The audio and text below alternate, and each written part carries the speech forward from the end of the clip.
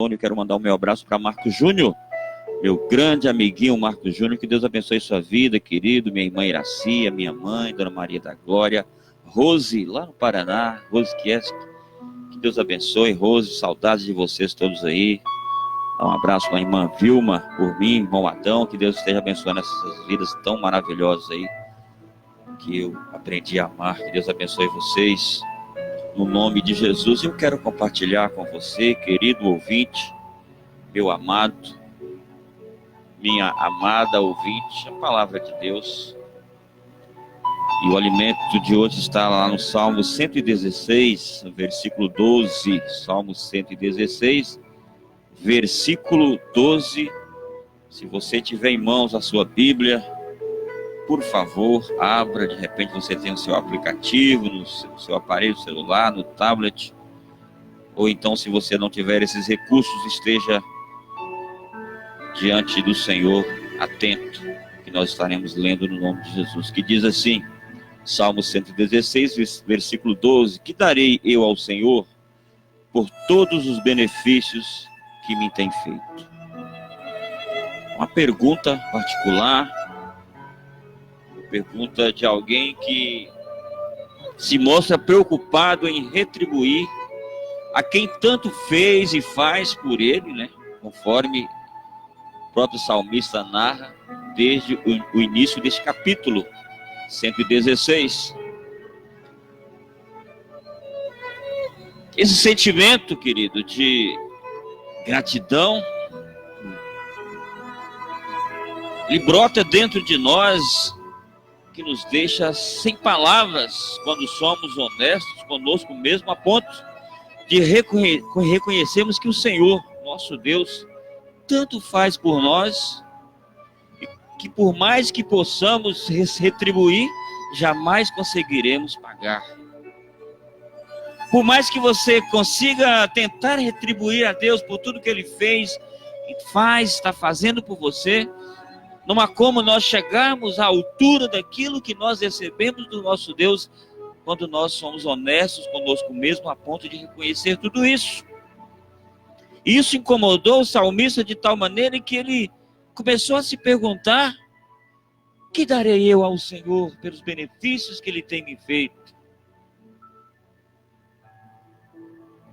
São tantos motivos que temos para agradecermos a Deus. O principal que passa despercebido em nossas vidas, experimente agora, nesse momento, tapar as suas narinas. Experimente ficar 1 minuto sem respirar.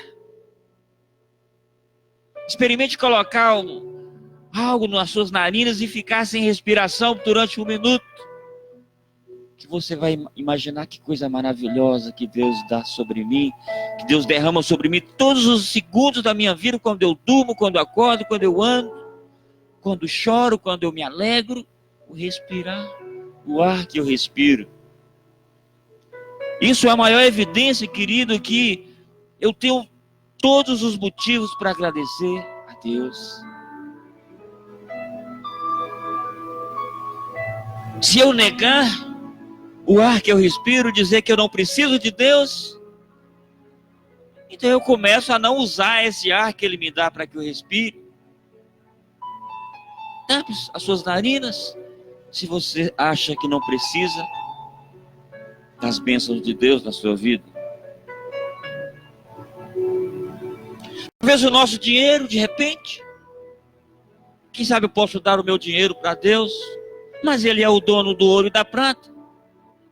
Como nós podemos lá no livro de Ageu, capítulo 2, versículo 8. Então não há como eu entregar o meu dinheiro para o Senhor, por tudo aquilo que Ele tem me feito.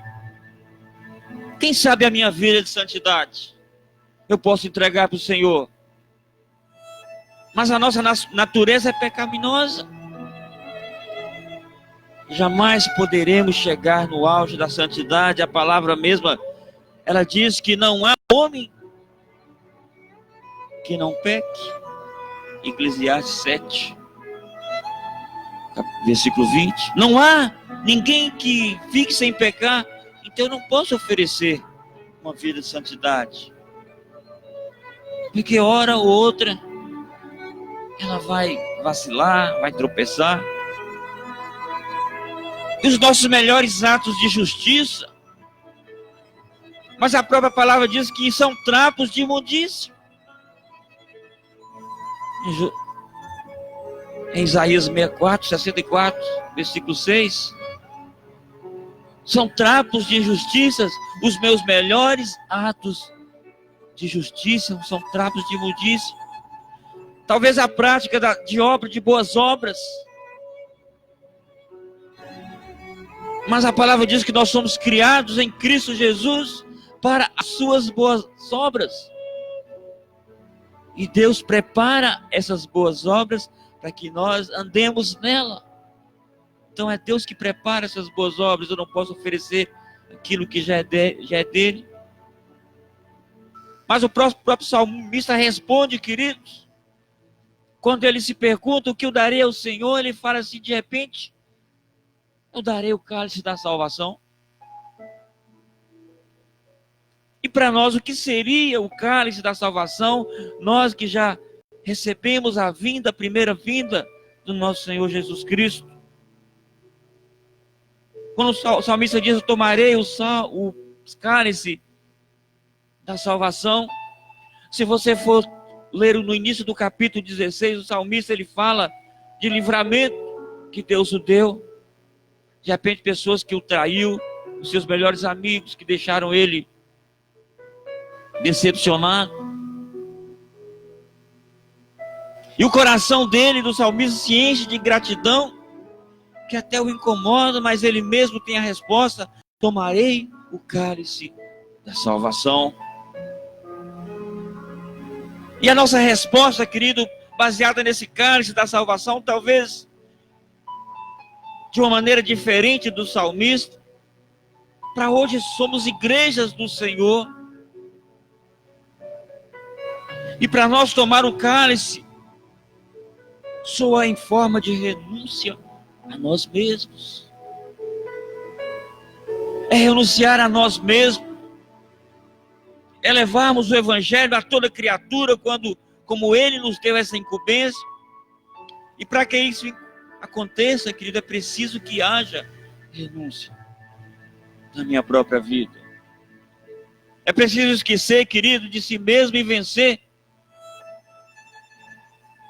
as ciladas, as tentações. É viver para aquele que ainda não foi alcançado por esta salvação em Cristo Jesus. E por que nós não conseguimos viver para aquele que ainda está perdido?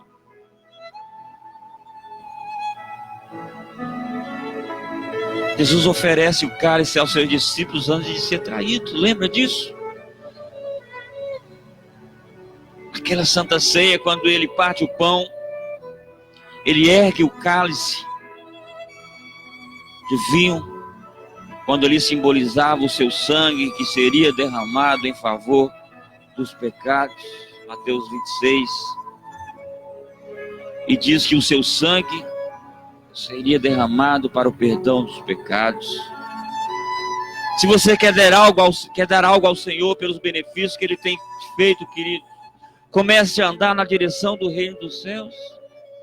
Comece a andar na direção que ele trilhou para que você possa andar. E andar na direção do reino significa rejeitar as regalias da terra, os bens. Significa que aqui você terá aflições, como ele falou. Andar na direção do reino do céu significa que aqui você será perseguido, você será injustiçado.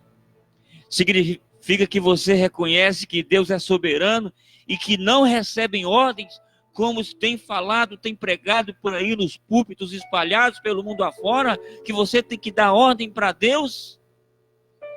Deus é soberano e não recebe ordens de ninguém. Seu próprio filho perguntou para ele, sugeriu: afasta de mim esse cálice, se possível, me afasta desse sofrimento, todavia que não seja a minha, mas que seja a tua vontade. Vem o próprio filho que esteve com ele, criando, na criação ali, deu ordem para o pai: A vontade do Senhor é voltar para levar a sua igreja, meu querido. A maior vontade do Pai é voltar com seu Filho Jesus Cristo aqui na terra para levar de volta a sua igreja. Mas segundo ele mesmo, o próprio Jesus, isso ainda não aconteceu, porque o evangelho do reino ainda não foi pregado em toda parte. Quando os seus discípulos perguntaram para ele quando seria o sinal da sua vinda, e quando ele fala de sinais de rumores, de guerras, nação contra nação, pai contra pai, filho contra filho, ele falou que isso aí não é evidência da vinda dele. Ele disse que isso aí é princípio de dores, mas que a vinda dele estaria limitada quando o evangelho fosse pregado em toda parte. Se você quer dar algo para ele, pregue o evangelho, apresse a vinda dele aqui na terra, porque o sonho de Deus, a vontade maior de Deus é vir aqui pela segunda vez para levar a sua igreja. Então dê ao Senhor essa alegria de pregar o evangelho. Dê a ele essa alegria de colher frutos, porque quando ele diz lá em João 15:16, ele fala assim, ó, não fostes vós que escolhestes a mim, mas eu que escolhi a vós e vos nomeei para que vades e deis frutos. Olha só o que ele quer que você dê para ele, frutos. Ele te nomeou, não foi você quem o escolheu, ele quem te escolheu, como ele mesmo falou em João 15:16. Não fostes vós que escolheu a mim, eu quem escolhi a vós para que vades e deis frutos e vos nomeei. Você quer dar alguma coisa ao Senhor pelos benefícios que Ele tem te feito? Dê frutos. É tudo que Ele quer de você.